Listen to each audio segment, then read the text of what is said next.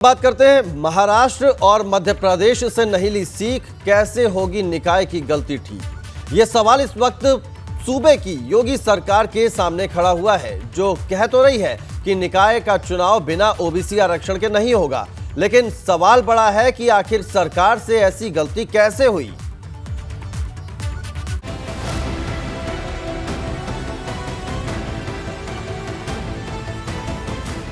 निकाय चुनाव पर फंसी सरकार, विपक्ष को मिला हथियार। महाराष्ट्र और मध्य प्रदेश से नहीं ली सीख, निकाय की गलती कैसे होगी ठीक। उत्तर प्रदेश की योगी सरकार कोर्ट और वोट के बीच बुरी तरह फंस गई है, क्योंकि जिस ओबीसी वोट के दम पर भाजपा यूपी से दिल्ली की सत्ता को साधती रही, अब उसी वोट को लेकर ऐसी गलती हो गई कि सरकार समझ नहीं पा रही कि आखिर इस गलती को। ये अनार उगा के हर साल 1 एकड़ की जमीन पर 10 लाख कमा रहे हैं। उनसे सीखना है तो फ्रीडम ऐप को अभी डाउनलोड कीजिए। ठीक कैसे किया जाए, क्योंकि एक तरफ सरकार कह रही कि बिना ओबीसी आरक्षण के निकाय चुनाव नहीं होगा, फिर चाहे इसके लिए उसे सुप्रीम कोर्ट ही क्यों न जाना पड़े। उत्तर प्रदेश के अंदर निकाय चुनाव अन्य पिछड़ा वर्ग के आरक्षण के बिना संपन्न नहीं होंगे। ये उत्तर प्रदेश सरकार का स्पष्ट निर्णय है। तो भारतीय जनता पार्टी का संकल्प है, हमारी सरकारों का संकल्प है, हम सबको साथ लेकर चलेंगे और किसी को घबराने की जरूरत नहीं है। पिछड़े वर्ग का आरक्षण विधि सम्मत आरक्षण के आधार पर सरकार चुनाव संपन्न कराएगी। लेकिन सवाल यह है कि क्या सुप्रीम कोर्ट जाना और ओबीसी आरक्षण की गलती को सुधारना इतना आसान है, क्योंकि कोर्ट ने सरकार को तुरंत चुनाव कराने को कहा है, और अगर सरकार ओबीसी आरक्षण के साथ चुनाव कराना भी चाहती है तो इसमें एक लंबा वक्त लग सकता है और चुनाव अप्रैल मई तक खिंच सकता है। और उससे भी बड़ी बात यह कि अगर सरकार को ओबीसी आरक्षण की इतनी फिक्र थी तो इसकी तैयारी वक्त रहते क्यों नहीं की। और सबसे बड़ी बात यह कि यूपी सरकार ने महाराष्ट्र और मध्य प्रदेश से कोई सीख क्यों नहीं ली, क्योंकि यूपी अकेला नहीं है जहां ओबीसी आरक्षण पर मामला फंसा है। इससे पहले महाराष्ट्र, मध्य प्रदेश, झारखंड और बिहार में भी ऐसा हो चुका है। लेकिन यूपी में ये बात इसलिए बड़ी है कि यूपी मंडल और कमंडल का सबसे बड़ा गढ़ रहा है। निकाय चुनाव में ओबीसी आरक्षण को लेकर राज्य सरकार ने जो व्यवस्था दी थी, अब उसमें खुद ही घिर गई है। हाई कोर्ट ने राज्य सरकार की तरफ से जारी नोटिफिकेशन रद्द कर दिया है। विपक्ष इसको लेकर सरकार पर हमलावर है। अब राज्य सरकार भी कह रही है कि ओबीसी आरक्षण के बगैर निकाय चुनाव नहीं कराए जाएंगे। इसके लिए राज्य सरकार ने आयोग का गठन भी कर दिया है। लेकिन सवाल ये उठता है कि सरकार बीते 5 सालों से इस प्रक्रिया के बगैर सारे चुनाव करा रही थी, तो अब क्यों चेती? हाई कोर्ट में मुंह की खाने के बाद सरकार की नींद क्यों टूटी? बड़ी बात यह है कि आरक्षण को लेकर भाजपा का इतिहास ठीक नहीं रहा। 2015 में बिहार विधानसभा चुनाव से पहले संघ प्रमुख मोहन भागवत का आरक्षण को लेकर दिया बयान भाजपा की हार की एक वजह माना गया था। उसके बाद से आरक्षण के दूध की जली भाजपा हर बार छाछ भी फूंक फूंक कर पीती रही, और अब यूपी में ओबीसी आरक्षण की चूक कई सवाल खड़े करती है, क्योंकि विपक्ष एकजुट होकर भाजपा को पिछड़ा विरोधी बता रहा है। भारतीय जनता पार्टी हमेशा आरक्षण विरोधी काम किए उसने। भारतीय जनता पार्टी आरक्षण विरोधी है, पिछड़ा विरोधी है, दलित विरोधी है। इन्हें संविधान की किसी भी व्यवस्था से कोई मतलब नहीं है। अधिसूचना के लिए चैलेंज खड़ा करते हैं। सुनवाई के बाद जो चीज़ निकल के आई है वो ये ऐसा लग रहा है, ऐसा महसूस कर रहे हैं हम लोग, ये सरकार पिछड़ों का हक मारना चाहती है।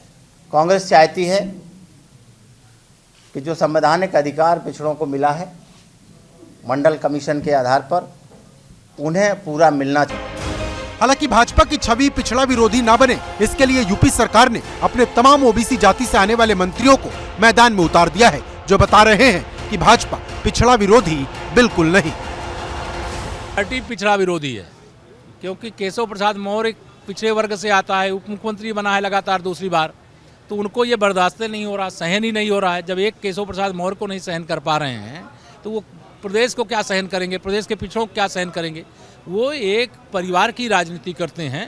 इतनी संख्या Bharatiya Janata party, NDA, Nishad party और अपना दल और भारतीय जनता पार्टी में सर्वाधिक पिछड़े विधायक हैं। और वही समाजवादी पार्टी में देख लीजिए, सर्वाधिक जो विधायक हैं वो मुसलमान हैं। तो कहने के लिए तो पिछड़ा है, लेकिन सर्वाधिक विधायक किसके हैं समाजवादी पार्टी में? जब वो आते हैं तो केवल यादव नजर आते हैं, लेकिन तब पिछड़े के सारी जातियां भूल जाती हैं। सरकार और पार्टी नगर निकाय चुनाव विधि सम्मत तरीके से सभी वर्गों के प्रतिनिधित्व के साथ संपन्न हो, ये सरकार की और पार्टी की प्राथमिकता है। माननीय न्यायालय के परिप्रेक्ष्य में सरकार आयोग गठित करके और जल्दी से जल्दी ट्रिपल टेस्ट कराकर सभी वर्गों के प्रतिनिधित्व के साथ चुनाव संपन्न कराने का कार्य सरकार का भी है और हमारी पार्टी की प्राथमिकता भी है। सरकार ने भी मोर्चा खोल दिया है। हाईकोर्ट का फैसला आने के बाद सबसे पहले सरकार की तरफ से ये ऐलान किया गया कि निकाय चुनाव आरक्षण निर्धारित होने के बाद ही कराए जाएंगे, यानी ओबीसी का जब आरक्षण तय हो जाएगा, जो उसकी प्रक्रिया है, उसके बाद ही निकाय के चुनाव कराए जाएंगे, जिससे किसी का भी अधिकार न छिने। इसके साथ ही सरकार में जितने भी पिछड़े वर्ग के मंत्री हैं वो भी अब इस मैदान में कूद चुके हैं। डिप्टी सीएम केशव प्रसाद मौर्य से लेकर जो सहयोगी दलों में मंत्री है, जो सहयोगी दलों के साथी हैं, फिर चाहे बात संजय निषाद की हो या आशीष पटेल की, वो भी लगातार समाजवादी पार्टी, बसपा, इन सब के ऊपर निशाना साध रहे हैं।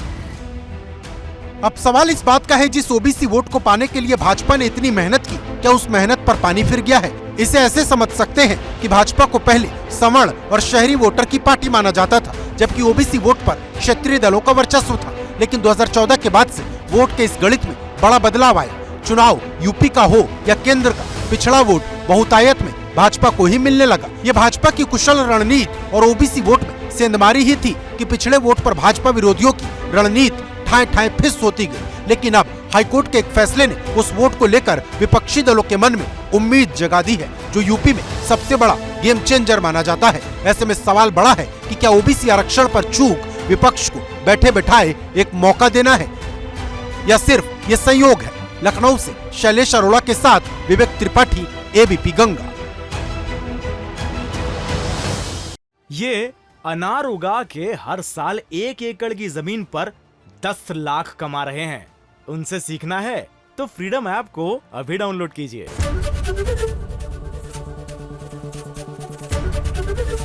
एबीपी गंगा, खबर आपकी, जुबान आपकी।